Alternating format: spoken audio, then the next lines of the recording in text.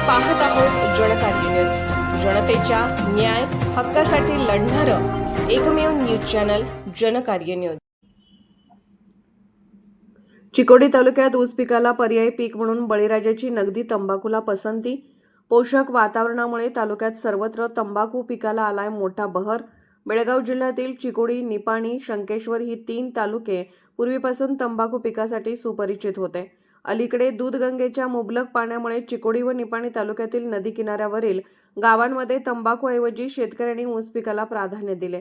परंतु कारखानदारांच्या आगळ्यावेगळ्या स्वार्थी धोरणाला ऊसाला पर्याय शोधून चिकोडी तालुक्यात तंबाखू, हरभरा, ज्वारी आणि भुईमूग या पिकाकडे शेतकऱ्यांचा कल फार मोठ्या प्रमाणावर दिसून येत आहे।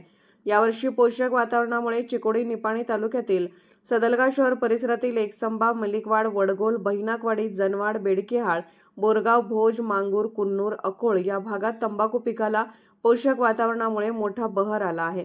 यावर्षी रोगराई कमी, हवामान चांगले, वेळोवेळी पडणारा पाऊस यामुळे तंबाखूची वाढ अत्यंत जोमाने व चांगल्या प्रकारे झाली आहे।